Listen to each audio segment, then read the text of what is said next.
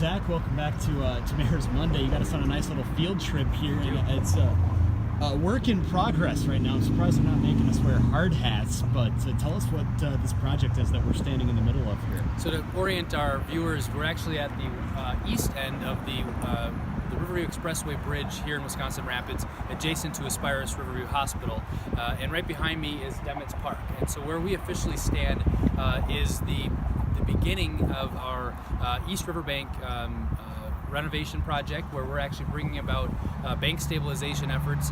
You know, as a river community, we need to do everything we can to protect our riverbanks so we don't lose them in flooding events. So that's the core primary part of this project is riverbank stabilization. And then obviously recreational enhancements that we know that when people have the opportunity to be outdoors and to be physically active, they're much more apt to be happy and live a healthier lifestyle.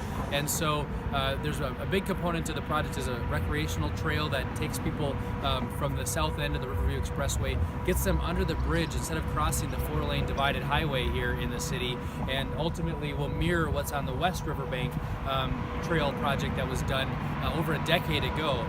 So really the foresight of our community leaders at the time saw the benefits of putting in a recreational trail in our city, and we're really continuing that vision by bringing a recreational trail onto the East Riverbank side of our city and heading up to the downtown area. So really this is a project that's not only a quality of life project, it's a quality of life project in more ways than one actually, because the river itself, as you mentioned, protecting the river. Just tell us what that's going to do then to kind of protect the Wisconsin River here, which we are, as I pan the camera over here, which we are standing right next to. So much of the river wall in the city is over 100 years old. It was an Army Corps project 100 years ago nearly in some sections, and so what we're doing is we're bringing a riprap product to the riverfront, which will create some habitat for some of the waterway here. The project was actually funded in part by a DNR stewardship grant, and so we received some state investment in the project. The other part of the project is locally funded through bonding and borrowing.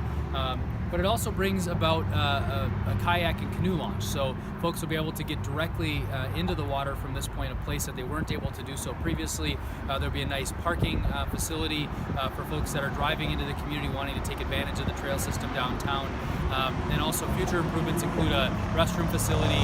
We've also got a shade structure and some fitness stations that we're actually going to be bringing to the park setting here as well. So then what are those fitness stations going to bring? It's a separate project specifically that some local residents have gotten together and said it would be great to put some kind of low-key fitness stations in there. So they're fundraising right now, and we haven't fully seen their plans yet, but they're in the idea phase and fundraising phase to get that incorporated into the project. So when you're doing your community surveys, which of course as city leaders are doing constantly on a pretty regular basis, what is it that you see the citizens want in the trail system, in the park system like this? So how does this project kind of tie in? Well, leveraging the biggest natural asset we have in our city. What makes this community unique is the Wisconsin River runs right down the center of it, and by leveraging the natural resource we have in this waterway, will not only promote quality of life and recreation, but we believe will set us apart from other communities that residents are looking to move to, particularly those that are in the job market.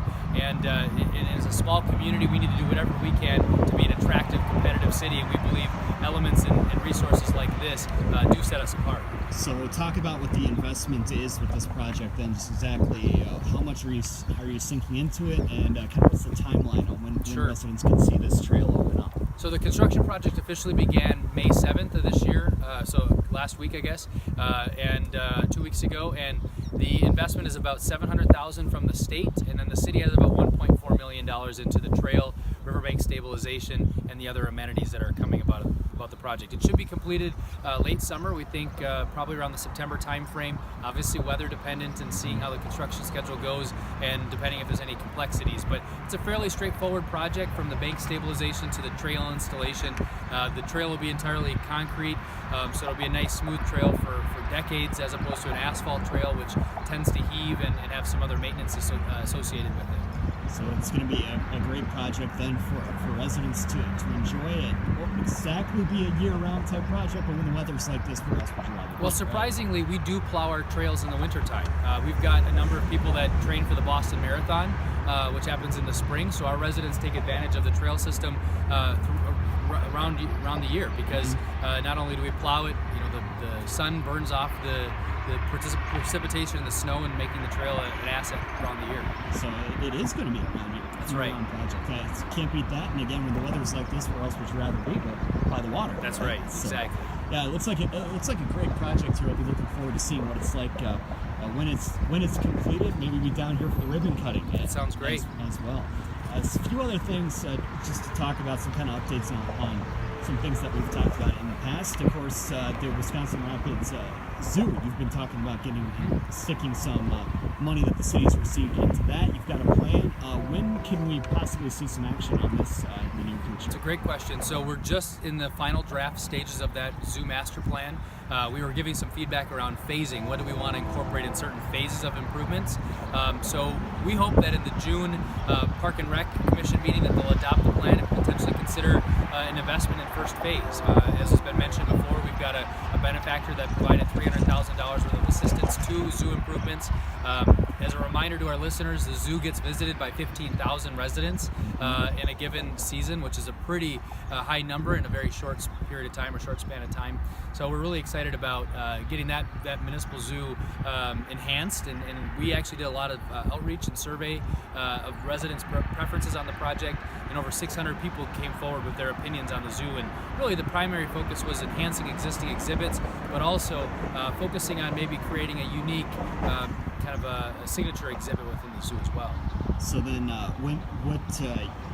what are you looking at then on the timeline? How many phases is this project going to be? Potentially 5 phases. So I would say over the span of 5 to 7 years would be a safe bet. And construction could begin over the course of the summer. Now the zoo's obviously going to be opening very soon, so it depends on when that timing would happen.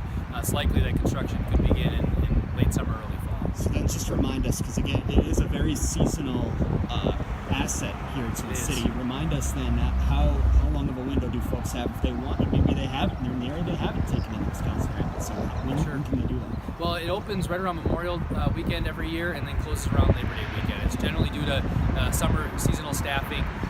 The other thing that the survey told us is they really wanted the zoo to be utilized on what I would call the shoulder season, so the late spring and early fall, that while the zoo and the zoo animals might be gone, we have other events and holidays such as Halloween and some of the other times of the year when people would like to see the zoo open and available to the public. And Marshfield's got a great example in their rotary lights that they offer in the wintertime. It's not certainly something we can't do with our zoo necessarily, but things like that where you create programming to make the zoo accessible to people outside of the zoo season.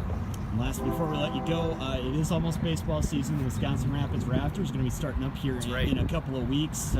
Talk about because they're a relatively newer franchise in the town. Talk about what they've meant to the city here, and are you looking forward to getting out to the ballpark this summer? Well, they operate out of a city facility, so we really enjoy the city's relationship with the Wisconsin Rapids Raptors.